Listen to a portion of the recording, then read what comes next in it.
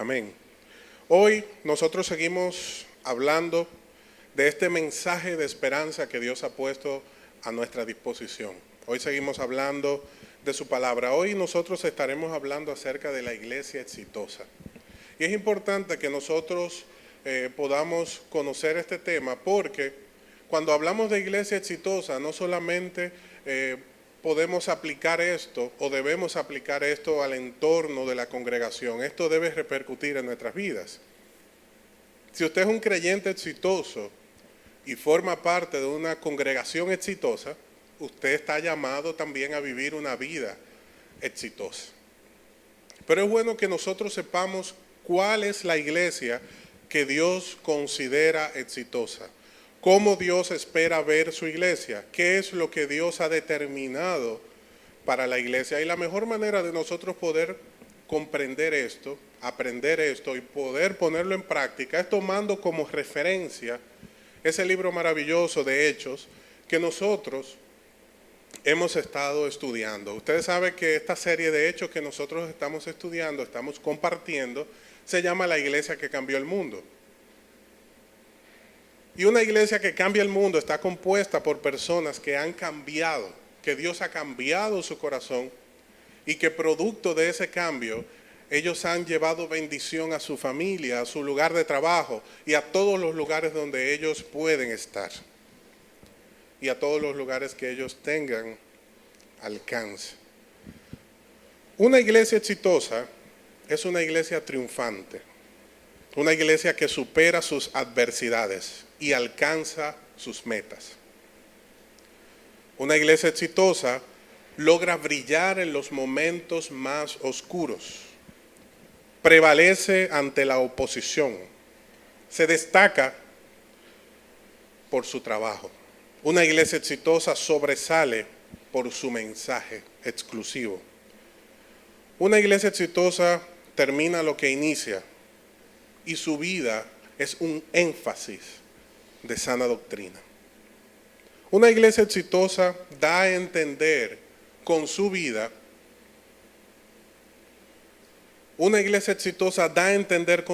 expresa con su vida más de lo que dice con sus palabras. Y esto es muy importante, porque significa que una iglesia exitosa es una iglesia de hechos, porque da a entender con su vida, con sus acciones, con su comportamiento, más de lo que pueda decir con sus propias palabras. Una iglesia exitosa adora con sinceridad, sirve con el corazón, predica con integridad y pasión y ama sin reservas. Esta es una iglesia que posee un liderazgo que motiva, servidores que acompañan, no trabaja por propia fuerza, sino con la fuerza del Señor. Una iglesia exitosa posee un ambiente que invita a adorar, es organizada. Una iglesia exitosa es afectiva. Sus miembros y los que no son miembros que la puedan visitar sienten afecto, sienten amor, sienten a Dios a través de las vidas de las personas que participan de esa congregación. Y nosotros debemos hacernos la siguiente pregunta en esta mañana. ¿Qué necesitamos nosotros como iglesia para poder reproducir en nuestros días esta tendencia y este comportamiento que demostró la iglesia de los primeros días? La iglesia que fue inaugurada por nuestro Señor Jesucristo y que recibió el apoyo y la fortaleza de su Espíritu Santo y que fue bendecida por apóstoles, por siervos de Dios que establecieron una sana doctrina y que a través de los años hombres y mujeres de Dios se han encargado de mantener viva esa visión, ese movimiento de transformación que fue inaugurado por nuestro Señor Jesucristo. ¿Qué necesitamos nosotros como congregación para vernos como una iglesia exitosa? Es la pregunta que debemos hacernos en este día, porque al poderla responder, terminaremos siendo no solo una iglesia exitosa, sino que podremos ser personas exitosas. personas triunfantes que superan sus adversidades, que brillan en los momentos más oscuros, que prevalecen ante la oposición, que se destacan por su trabajo, que tienen un mensaje claro, llano, práctico, que culminan lo que inician y que su vida es un énfasis de buenas cosas. Para que esto lo podamos ver en nuestra vida, debemos aprender a conocer y a cumplir la voluntad de Dios, conocer su agenda, acercar vidas a Dios a través de nuestro testimonio, o sea, ver el fruto de nuestro trabajo, dar a conocer su palabra y adorar hasta que la atmósfera en la cual nosotros estamos cambie, hasta que esa atmósfera sea llena de la presencia de Dios. Y nosotros tenemos un pasaje en esta mañana que nos va a ayudar no solamente a desarrollar un mensaje necesario para nuestras vidas, sino que va a ilustrar perfectamente de lo que nosotros estamos hablando. Hechos, capítulo 13, versículo 1. Hechos, capítulo 13, verso 1.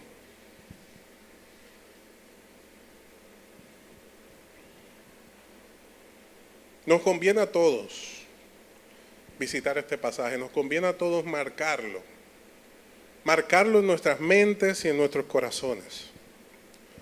Dice así la palabra de Dios: había entonces en la iglesia que estaba en Antioquía profetas y maestros: Bernabé, Simón el que se llamaba Níger, Lucio de Cirene, Manaén, el que se había criado junto con Herodes el tetrarca, y Saulo. Ministrando estos al Señor y ayunando, dijo el Espíritu Santo, oiga lo que dijo Dios: apartadme a Bernabé y a Saulo para la obra que los he llamado. Entonces, habiendo ayunado y orado, le impusieron las manos y se desengancharon. Le impusieron las manos y los enviaron.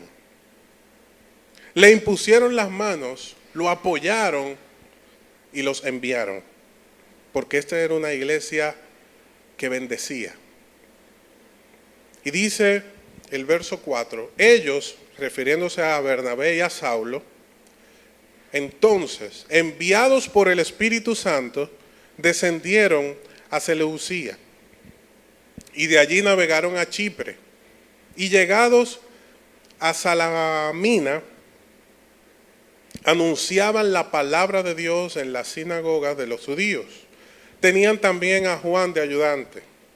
Y habiendo atravesado toda la isla hasta Pafos, hallaron a cierto mago, falso profeta, judío, llamado Barjesús, que estaba con el procónsul Sergio Paulo, varón prudente.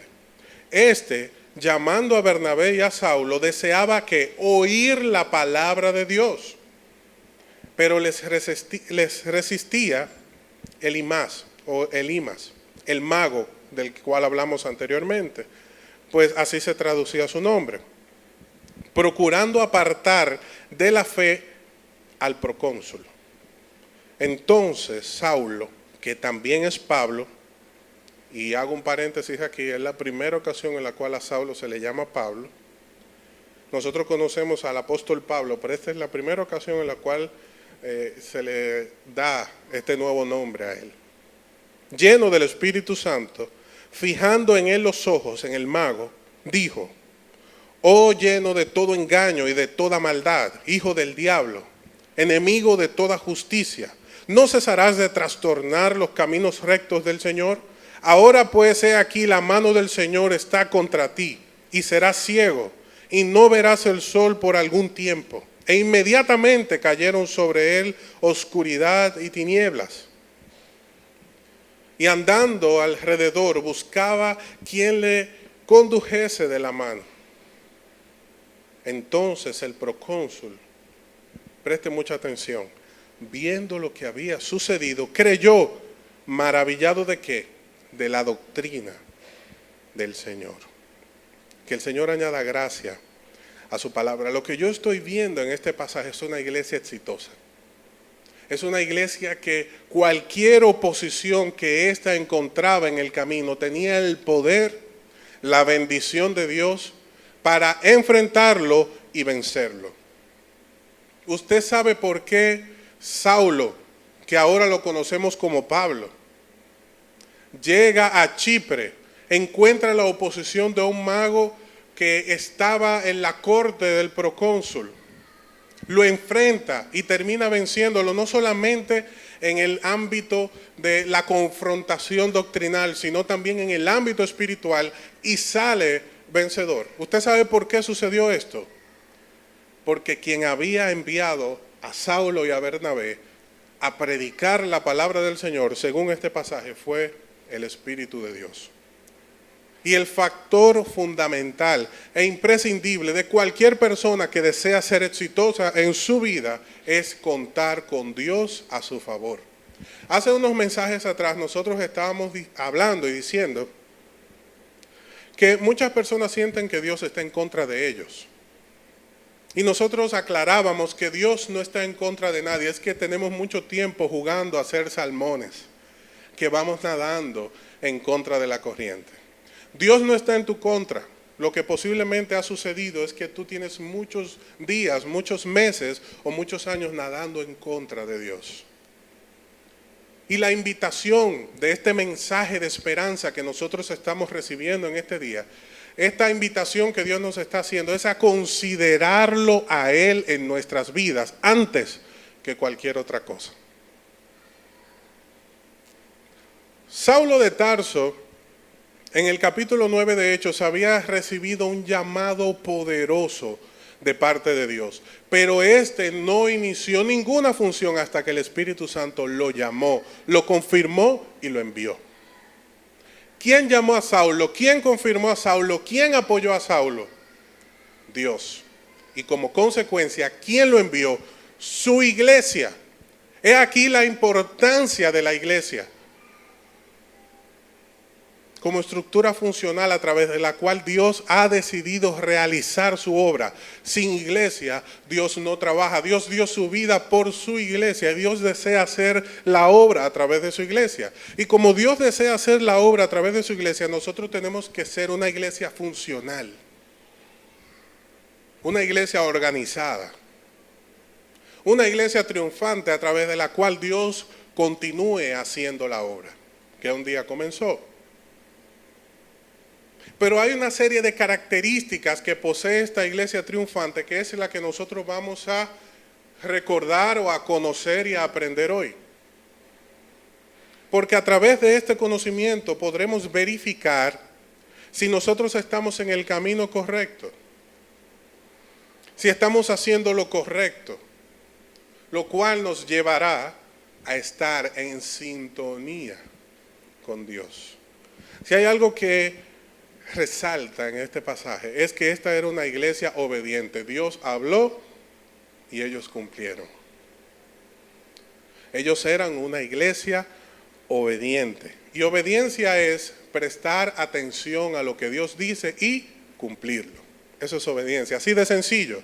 Prestar atención a lo que Dios dice y cumplirlo. Nosotros escuchamos a diario varias voces. Nosotros escuchamos la voz de la conciencia. Nosotros escuchamos la voz del mundo, de aquellas personas que están a nuestro alrededor, que nos aconsejan, que nos hablan. Nosotros escuchamos la voz del enemigo de nuestras almas, que como muy bien nos dice su palabra, permanece todo el tiempo enviando dardos a nuestros oídos para confundirnos y distorsionar el mensaje de Dios en nuestras vidas, o las buenas intenciones. Y también escuchamos la voz de Dios. Como nosotros vemos en este pasaje de Hechos 13, la iglesia había logrado discernir entre todas las voces que oía y sabía cuando Dios hablaba. Esta era una iglesia especial porque cuando Dios hablaba, ellos lo escuchaban. Y esto es importantísimo, porque Dios puede estar hablándonos a nosotros hace mucho tiempo y nosotros no estar prestando la atención debida, no estar escuchando su voz. ¿Por qué? Porque estamos concentrados en nuestra propia voz, en la voz de nuestra conciencia, en la voz de la autoprudencia, en la voz de la complacencia, en la voz de la independencia de nuestra vida. Y la palabra nos exhorta a que no confiemos en nuestra propia prudencia, porque en la multitud de consejos se halla la sabiduría. Es importante escuchar lo que los padres, lo que los hijos, lo que los amigos, lo que los compañeros de trabajo nos tienen que decir. Es importante sopesar esos consejos, porque Dios nos habla a través de distintos medios. Y uno de esos medios puede ser tu padre, puede ser tu madre, puede ser tu hermano, puede ser tu hijo. Pueden ser otras personas. Nosotros debemos escuchar los consejos y debemos escuchar esas voces que nos hablan de manera permanente. Nosotros debemos mantener a raya al enemigo en nuestras vidas. Y debemos aprender a identificar la voz del enemigo. El enemigo sabe acusar, no redarguir. Dios sabe redarguir, pero el enemigo nos acusa. El enemigo nos incita a hacer las cosas que Dios ya ha dicho que no deben hacerse a través de tú no eres perfecto, nadie es perfecto. Un día al año no hace daño. Esa es la voz del enemigo. Eso no te hace diferente, todos lo hacen. Esa es la voz del enemigo. Pero la voz de Dios es esa voz que nos llama al compromiso, a la consagración, a la santidad, a la determinación, al trabajo duro. A hacer lo que se tiene que hacer. Es esa voz bíblica que retumba en nuestras mentes y en nuestros corazones y que nos hace caminar por el camino correcto. Y esta es una iglesia que estaba haciendo su tarea. Porque cuando Dios hablaba, ellos lo escuchaban. Cuando Dios te habla, tú lo escuchas. No, mire hermano, quizás es que a mí Dios todavía no me ha hablado. O no me ha estado hablando en estos últimos días. Mire, Dios a nosotros nos habla de manera constante. Lo que pasa es que muchas veces no nos conviene escuchar esa voz de Dios que nos envía a cumplir su voluntad. Esta era una iglesia de desenganche espiritual y ministerial. Esta era una iglesia que no estaba aferrada ni a hombre, ni a mujer, ni a recursos, ni a nada. Estaba aferrada únicamente a Dios. Porque cuando Dios le pidió a dos elementos, pienso yo los más importantes de la iglesia, refiriéndome a Bernabé y a Saulo, fundadores de la iglesia que estaba fuera de Jerusalén, cuando Dios le solicitó a estos elementos, ¿qué ellos hicieron? Los enviaron. Y no dijeron, bueno, vamos a enviar a Bernabé, pero Saulo que se quede con nosotros. O vamos a enviar a Saulo, pero que Bernabé se quede con nosotros, porque entonces ¿qué pasará con la obra? No, ellos estaban enfocados en Dios y ellos sabían lo que Dios estaba haciendo. Recuerden que en Hechos 9, recuerden que nosotros no leemos la Biblia por leerla.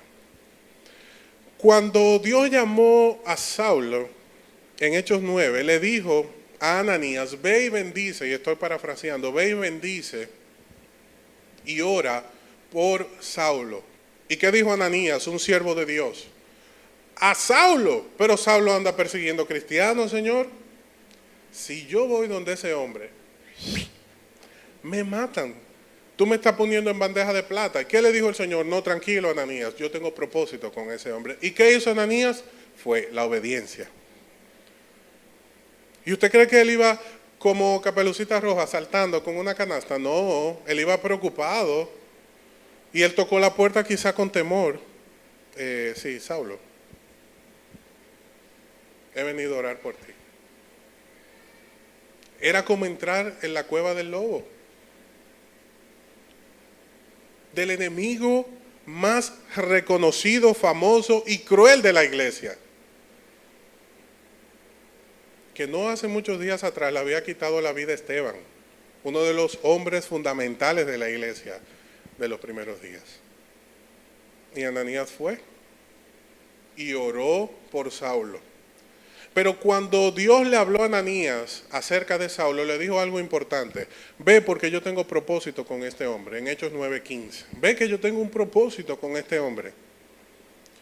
Y una de las cosas que le dijo Dios es que lo llevaría a los gentiles, incluso ante reyes. ¿Y dónde está Saulo en este momento? Ante el gobernador de Chipre. Recuerde que el imperio romano gobernaba a través de hombres colocados en puntos estratégicos que mantenían el equilibrio del imperio. Recuerden a Poncio Pilato, que era el gobernador de Judea. Sergio Paulo era el gobernador de esta famosa, reconocida e importante isla del Mediterráneo, llamada Chipre, que estaba próximo a lo que hoy en nuestros días es Turquía. Y es de Turquía lo que en este tiempo se llamaba Antioquía, de donde parten Saulo y Bernabé. Y llegan a Chipre. Y hay allí un gobernador y este gobernador los recibe. ¿Y por qué los recibe? Porque Dios le había dicho a Saulo que lo iba a llevar ante gobernadores.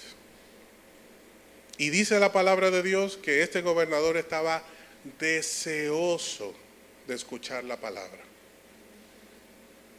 Y todo fue color de rosa, perfecto. No, se presentó oposición.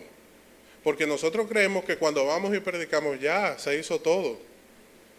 Le dedicamos una hora al servicio del Señor y decimos ya, hicimos el trabajo de un año. No, ahí empieza el trabajo. Y fíjense cómo inmediatamente cuando la palabra de Dios se comparte y este hombre, el procónsul, la recibe con alegría, se levanta oposición. Se levanta oposición para distraer la atención de este hombre. ¿Y qué hace Saulo lleno del Espíritu Santo? Reprende, actúa en contra de la oposición. Porque él sabía que formaba parte de una iglesia con apoyo de Dios, una iglesia triunfante. Pero ese triunfo y ese apoyo de Dios no bajaba del cielo porque sí. Era consecuencia de la obediencia de la iglesia, de que estos hombres y mujeres hacían lo que Dios les decía que ellos tenían que hacer. Estaban unánimes, trabajaban en un solo sentir, predicaban la palabra de Dios y la recibían con amor, aplicaban lo que recibían, eran generosos en todas las áreas de su vida. Vivían para Dios y la unidad hizo la fuerza. Ese estar en un solo sentir hizo de la iglesia un movimiento transformador, un movimiento que transformó el mundo. Cuenta la tradición judía que Jacob, a la hora de saber que su muerte se estaba acercando, llamó a sus hijos, estos que representaban las 12 tribus, y le pidió a sus hijos que llevaran consigo cada uno 2 varas. 2 varas, 2 palos. Entonces, cuando sus hijos llegaron a la reunión en la cual él iba a bendecirlos, él fue uno por uno y tomó una vara y la quebraba. Pasaba al siguiente, le tomaba una vara y la quebraba. Pasaba al siguiente, tomó la vara y la quebraba. Y así sucedió con sus 12 sucesores. Y luego, él volvió a pasar por cada uno de ellos, tomando la segunda vara de cada uno. Y cuando tenía en sus manos las 12 varas, trató de quebrarlas y no pudo. E hizo todo el intento de romperlas y no pudo. Y le dijo a sus hijos, mientras ustedes estén unidos, serán una fuerza, serán vencedores y triunfarán. Eso dice la tradición judía. Y nosotros sabemos que en la unión está la fuerza. Esto nos enseña que una iglesia dividida no avanza. Esto nos enseña que una familia dividida no avanza. Esto nos enseña que en un lugar de trabajo donde los empleados están divididos, esto no va a avanzar. Usted tiene que lograr sumar voluntades. Y usted, que está siendo invitado a formar parte de esa voluntad de Dios, tiene que sumarse y trabajar para que las cosas avancen. Imagínense, o que la iglesia no hubiese enviado a Bernabé y a Saulo, o que uno de ellos haya dicho que no, entonces ¿quién va a cuidar la iglesia? No, yo me quedo, vete tú, y yo te apoyo. ¿Qué es lo que sucede casi a diario en nuestras vidas? Cuando nosotros comenzamos a hacer trueques con Dios. Sabemos lo que Dios quiere que nosotros hagamos, pero yo digo, sí, pero como no tengo tanto tiempo, yo voy a hacer esto. Que es casi igual como hacer aquello. Y Dios dice, perfecto, haz esto y no aquello, pero lo vas a hacer solo. Y cuando todo fracasa, o cuando se dan las cosas que nosotros queremos que se den y aún así nos sentimos solos, vacíos y desprotegidos, recibimos la gran lección de que separados de Dios, nada podemos hacer. El apóstol Pablo hizo 4 giras, 4 viajes. Este es el primero.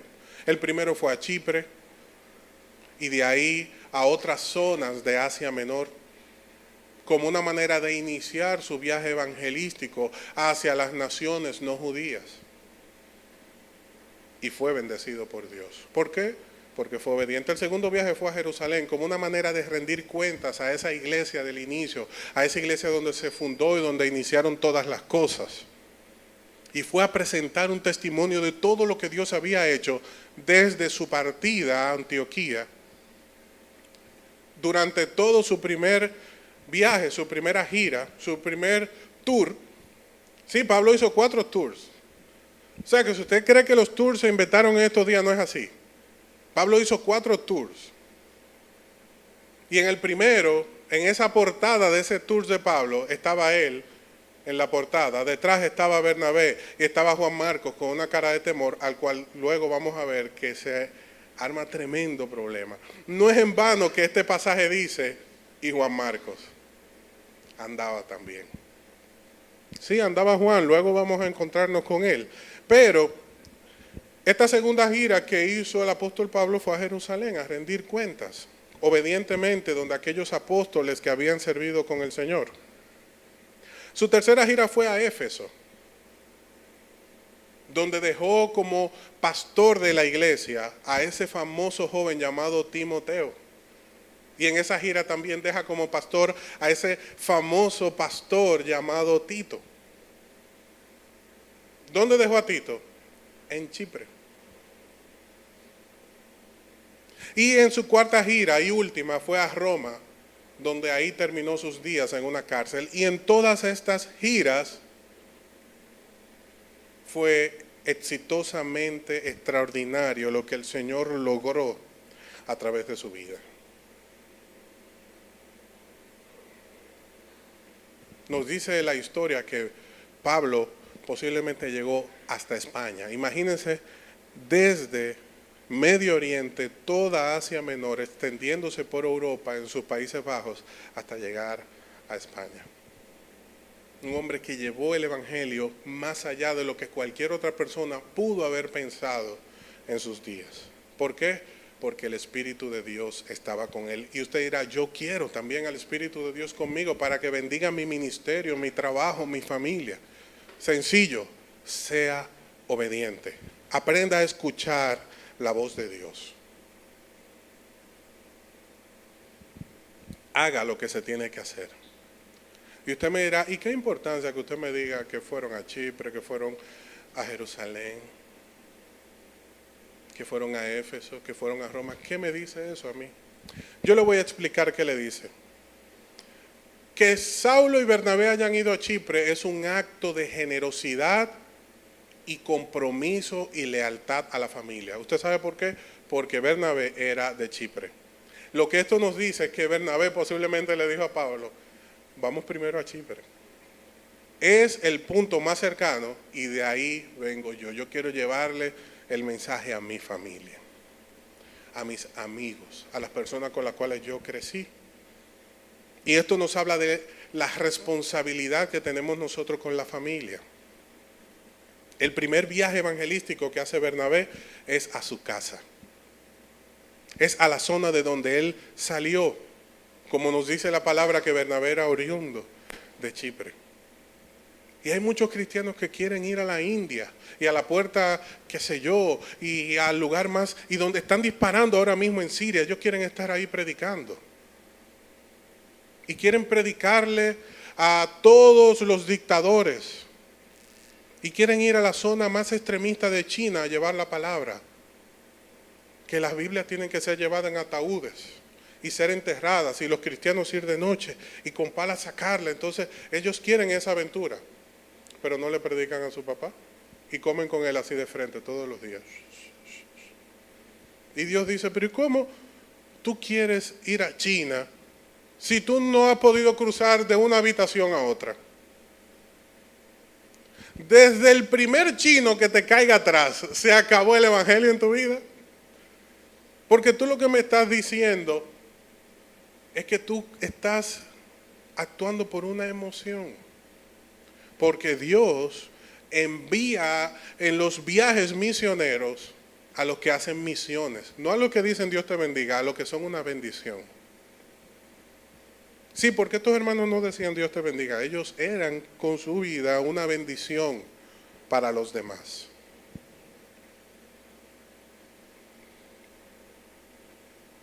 O sea que ir a Chipre sí tiene una gran importancia. Ir a Jerusalén es un acto de obediencia, de humildad y un acto en el cual Saulo estaba doblegando su orgullo, porque siempre hubo cierta distancia entre los apóstoles de Cristo y Saulo. Recuerden que Saulo no era de los discípulos de Cristo cuando él estuvo en vida, pero se destacó más que ellos. En lugares donde ellos nunca pensaron que podían destacarse. Ellos tenían asiento en Jerusalén. Esa era la iglesia de los apóstoles de Cristo. ¿Y cuál era el asiento de la iglesia de Saulo? El mundo. Entonces había como algo en el corazón. ¿Y qué hizo Saulo? Él fue a Jerusalén. Un acto de humildad. Porque él pudo haberle dicho, dile a los hermanos que vengan. Que vean lo que aquí está pasando. Que oigan como yo predico. Esos muchachos ninguno, porque no necesariamente le pudo haber dicho apóstol, esos muchachos ninguno fueron a escuela. Y yo sí fui a la universidad. Y soy un judío como ningún otro. Y tengo nacionalidad romana. Él pudo haber dicho todo eso. Es más, son ellos que me están criticando a mí incluso, que vengan ellos donde mí me enfrenten. Y eso no fue lo que hizo Saulo. Él fue donde ellos y rindió cuentas. Esto es lo que está pasando, hermanos. No menosprecien la obra que está haciendo Dios fuera de la iglesia que ustedes conocen, que ustedes fundaron. Un acto de humildad. Cuando fue a Éfeso es una demostración del compromiso y de la doctrina y de saber hacer lo que Dios quiere que se haga. Porque fue un viaje, esta tercera gira fue un viaje extraordinariamente bueno, porque en este viaje se asentó, se predicó, se compartió, se envió la doctrina que hoy nosotros tenemos en nuestras manos. Porque producto de las iglesias que comenzaron a nacer, Pablo tuvo que, por la dirección del Espíritu, hacer estas cartas que nosotros tenemos en el Nuevo Testamento, para que la iglesia tuviese una doctrina a través de la cual ellos iban a regir su vida. Y luego fue a Roma a rendir cuenta ante los hombres. Y murió bajo la injusticia de los hombres, pero con la gracia de Dios. Porque desde esas cárceles que él estuvo, escribió las mejores cartas y epístolas que cualquier hombre pueda recibir o pueda escribir. En medio de su dolor, en medio de su momento más oscuro, fue cuando más brilló Saulo de Tarso. ¿Por qué hoy día la iglesia no tiene este brillo? ¿Por qué hoy día la iglesia luce tan divorciada del libro de los Hechos? ¿Por qué vemos el libro de los Hechos como un cuento de hadas, como algo lejano e imposible de lograr?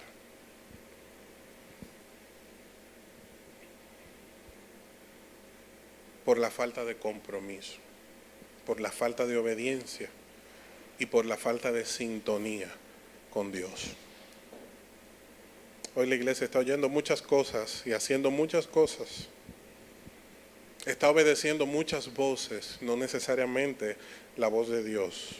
Están comportándose de una manera que no necesariamente es la manera que Dios quiere que su iglesia lo represente a Él. Recuerde que cuando usted dice, yo soy cristiano o yo vengo de parte de tal iglesia, usted es un embajador no ni de la iglesia ni del pastor, sino de Cristo. Y usted debe cuidar muy bien lo que dice, porque Dios no quiere ser representado por cualquier persona. En este pasaje nosotros vemos 9 características que poseía esta iglesia. Y la primera es que esta era una iglesia que andaba en el Espíritu. Lo segundo es que esta era una iglesia que no se quedaba callada. Cuando ellos tenían que hablar, ellos hablaban no importando quién fuera el que estuviera frente a ellos o el peligro que esto pueda representar. Tercero, esta iglesia trabajó en equipo y esto es un sinónimo de madurez espiritual. ¿Por qué?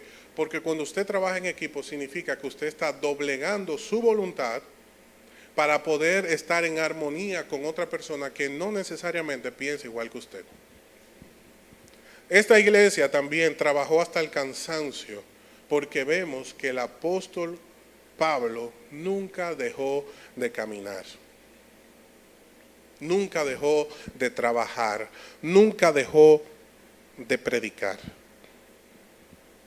Dice el libro de Hechos, que nosotros estamos leyendo en el capítulo 18, verso 5, que cuando Silas y Timoteo vinieron de Macedonia, Pablo estaba entregado por entero a la predicación de la palabra.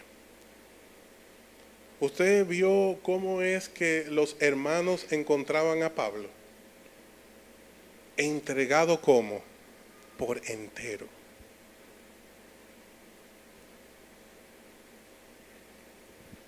Si a Saulo le hubiesen preguntado, ¿qué yo tengo que hacer para ser un siervo de Dios exitoso como tú?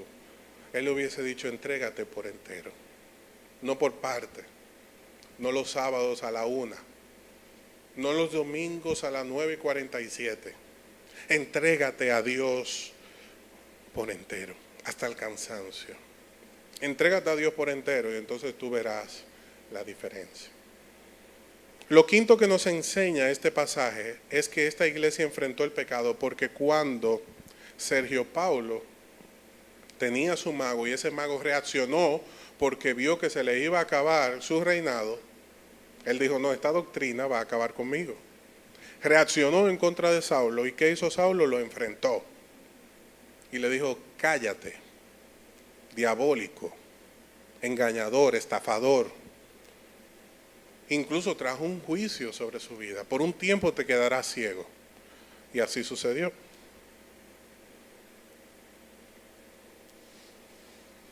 Eso significa que yo al que me caiga mal puedo mandarlo a callar y al que se ponga ciego. Mire, el primer punto que yo mencioné de esta iglesia es que andaba en el Espíritu, no en su carne. Cuidado con usted mandar a callar gente que le pueden devolver para atrás. Anda en el Espíritu. Este hombre habló lleno del Espíritu. Lo que él hizo no lo hizo porque Saulo se incomodó con el mago. Fue porque Dios le cayó la boca a Elimás, a este judío estafador. Así que no se equivoque. Lo sexto que nos enseña este pasaje es que usted tiene que aprender a suplir las necesidades de los demás, a ser una bendición para los demás y no a bendecir a los demás. ¿Por qué? Porque este pasaje de Hechos 13 nos enseñó que el procónsul tenía una necesidad. ¿Y qué hicieron los hermanos? Fueron y suplieron esa necesidad. Porque nosotros tenemos que aprender a hacer bendición para los demás y no decirle Dios te bendiga solamente. Número 7, no se detenga por la oposición. Hay creyentes que solamente hay que decirle un no para que se desinflen y ya, se le fue la fe. Dios le habló anoche y ya eso se le olvidó. Porque alguien le dijo que no, o porque la cosa no salió como ellos esperaban. Enfrente la oposición y no se detenga, porque las pruebas revelan quiénes somos y también sacan de nosotros lo mejor de nosotros y lo peor también. Número 8, este pasaje nos enseña que el enemigo hay que reprenderlo. Este pasaje nos enseña que usted no puede ceder ante la intimidación del enemigo, que usted no se puede detener porque el enemigo le quiera hacer frente, sino que usted debe ser valiente porque quien lo envió y quien lo acompaña es Dios. Ahora, asegúrese de que lo que usted está haciendo, lo está haciendo porque Dios lo envió y no porque usted tomó la generosa decisión de hacerlo. Y por último, sea parte del milagro, no sea un espectador. Sea parte del milagro. Bernabé y Saulo predicaron y vieron cómo el procónsul vino a los pies del Señor, porque maravillado de lo que había visto y de lo que había oído, rindió sus vidas a los pies de Cristo. Sea parte del milagro. No sea un espectador. Hace una semana mucha gente, quizá de esta iglesia incluso, estaba viendo las finales en uno de los deportes más famosos del mundo y estaban bien contentos y todo, pero usted era un espectador, usted no se ganó ni un peso, usted tuvo que pagar el cable para ver eso, usted hizo pique si ganó el equipo contrario y a usted ni le dieron ni anillo, ni corona, ni más dinero, ni tenis nuevo, ni nada. Usted es simplemente un espectador y así mismo hay gente en la iglesia sentado como espectadores y Dios trabajando y ellos no están haciendo absolutamente nada. En una ocasión le preguntan a un pastor muy conocido del siglo XIX, pastor, ¿de dónde viene todo el éxito de su iglesia? ¿Cómo puedo yo provocar que mi iglesia sea tan exitosa como la de usted? ¿Cuál es el secreto?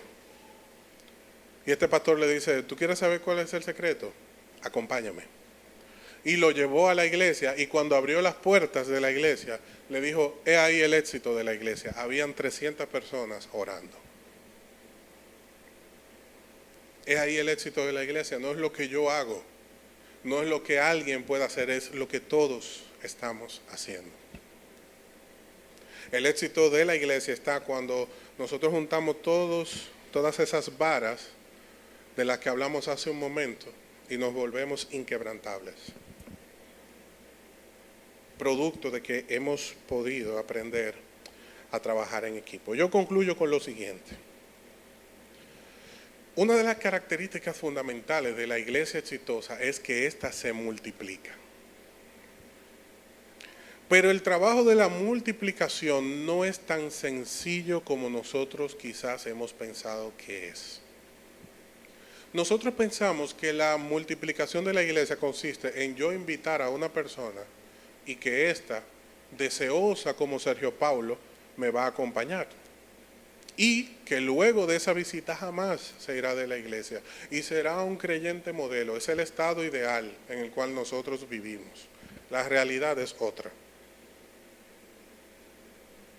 La realidad es lo que dice Hechos 5:42, cuando nos resalta, nos hace el énfasis de que todos los días en el templo y por las casas, los cristianos no cesaban de enseñar y predicar a Jesucristo. Usted oyó cómo creció la iglesia, porque nosotros sabemos que la iglesia de hecho se multiplicó. En gran manera se extendió por todo lugar. ¿Pero cómo? Ellos oraron, ellos invitaron y las casas se llenaban y las iglesias se llenaban. Todos los días en el templo, en las casas, no cesaban de enseñar.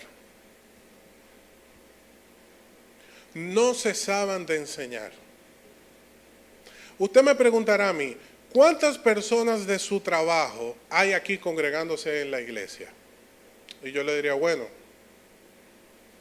ninguna. Pero yo le voy a hacer otra pregunta. ¿Cuántas veces al día yo le predico a ellos? Yo no ceso de predicarles, de enseñarles, de compartirles en algún momento. El Señor permitirá que alguien reciba la invitación. ¿Por qué? Porque en el mundo hay muchos magos, hombres estafadores. En el mundo hay muchas personas que en su corazón y en su mente tienen la misma oposición que recibió Sergio Paulo antes de entregar su vida a Cristo. La oposición es real.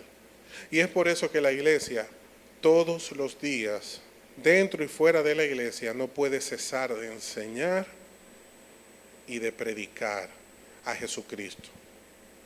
Y cada uno de nosotros tiene que ser encontrado como encontraron Silas y Timoteo en Hechos 18:5 a Pablo, que estaba entregado por entero a la predicación de la palabra de Dios.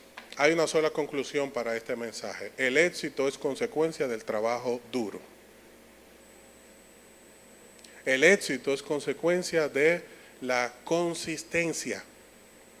Aún tú teniendo a Dios a tu favor, tienes que levantarte temprano, trabajar mucho, acostarte tarde y sacrificarte por los demás. Aún Dios estando a tu favor, hay que caminar mucho.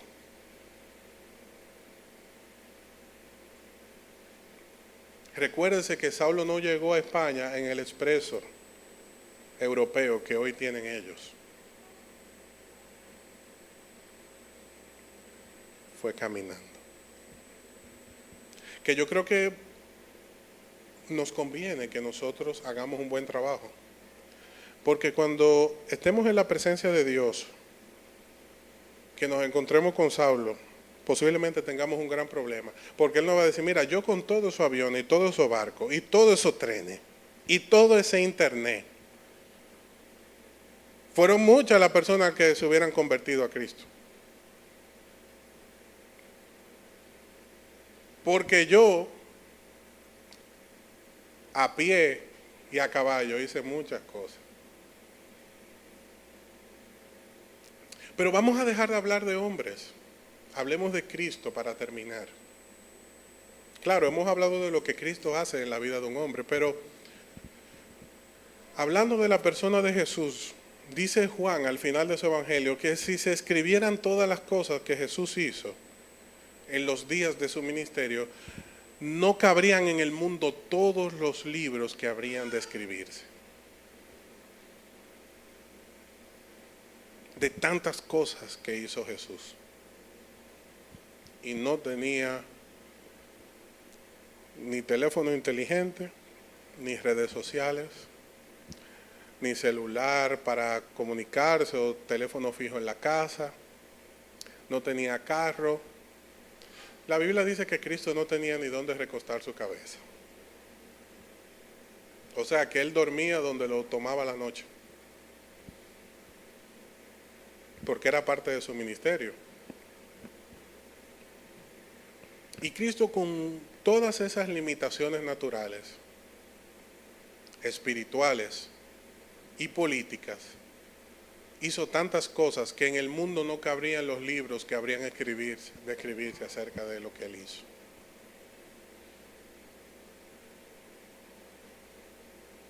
Entonces, en este día, si nuestra iglesia, entiéndase nosotros, como aprendimos antes de iniciar el tiempo de la adoración, entiéndase nosotros. Si nuestra iglesia no es una triunfante, no es porque Dios no nos ha bendecido. Es porque nosotros no estamos interesados, estamos desenfocados, estamos enfocados en otra cosa y no en la bendición de Dios. Quizás hemos estado trabajando, pero no necesariamente haciendo el trabajo de Dios.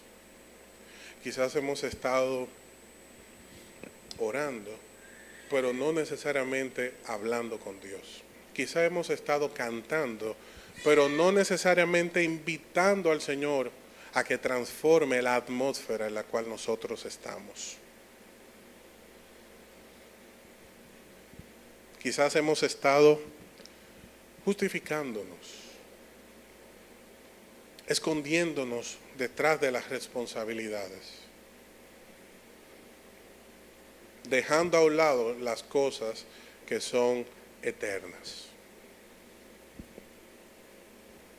Y lo peor es pensar que Dios no se inmuta, ni le importa que nosotros no podamos ni siquiera cruzar de una habitación a otra para predicarle a otra persona acerca de Dios. Hacemos eso, no nos importa nada y Dios no tiene problema con nosotros. Eso no es lo que yo he aprendido en la Biblia. Yo aprendí en la Biblia, en la parábola de los talentos, que Dios lo que da, después hace así. Cuentas. Le dijo a Adán, cuentas. Yo te puse un huerto en las manos. Entonces yo quiero que tú me rindas cuentas ahora. A Dios no se le ocurrió pasar por donde Adán y Eva a saber por qué la serpiente, o si la serpiente, Dios lo sabía eso. La razón por la cual Dios pasó por el Edén es porque Él pedía cuentas. Ven. Porque Dios tenía comunión con Adán y era usual que Él lo visitara. Cuentas. Abraham le pidió cuentas. Y a Saulo le pidió cuentas. ¿Y qué hizo Saulo? Sacó cuentas y dijo, he peleado la buena batalla de la fe. Me puedo ir cuando tú quieras.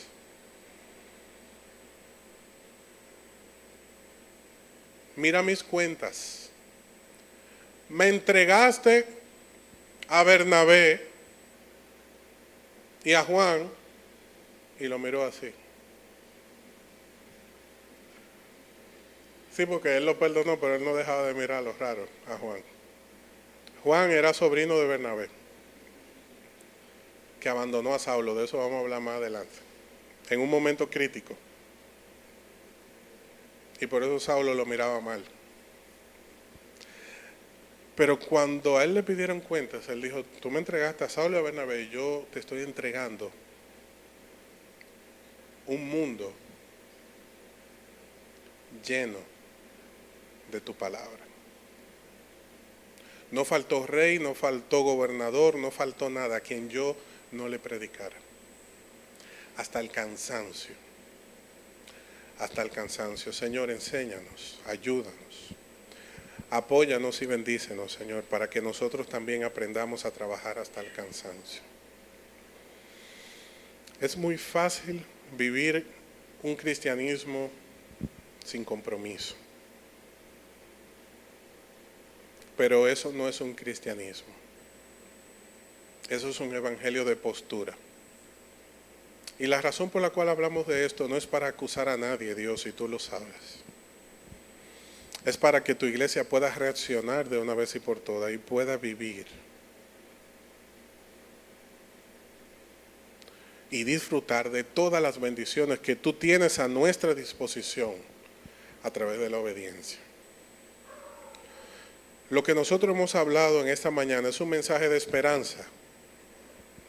Hemos enfatizado que tú tienes un propósito con nosotros y que nosotros no debemos quedarnos con ese propósito guardado, sino que debemos compartirlo. Que no es difícil hacer tu obra, que tu obra consiste en escucharte, en obedecerte y en ir a cumplir lo que tú nos dices. Enséñanos, Señor, a andar en el Espíritu, a compartir generosamente nuestra vida con los demás, a no vivir concentrados en nuestra necesidad. Porque si yo me ocupo, Señor, de la necesidad del otro, como tú demostraste en tu vida aquí en la tierra, Dios se ocupa de nuestras necesidades. Y es mejor que Dios se ocupe de mi necesidad antes que yo ocuparme de ella. porque Dios sabe suplir todas las cosas abundantemente y sin reproche. Por eso yo te doy gracias, Dios, por este día que representa para nosotros una oportunidad de reivindicación, un mensaje de esperanza. A pesar de que nosotros te podamos haber fallado, Señor, hasta este día, nosotros sabemos que tú eres un Dios que nunca falla. Y que tú eres un Dios de esperanza, que tú eres un Dios de vida, que tú eres un Dios de restauración, que tú eres un Dios de segunda, tercera, cuarta, quinta oportunidad, porque restauras cuantas veces sea necesario restaurar.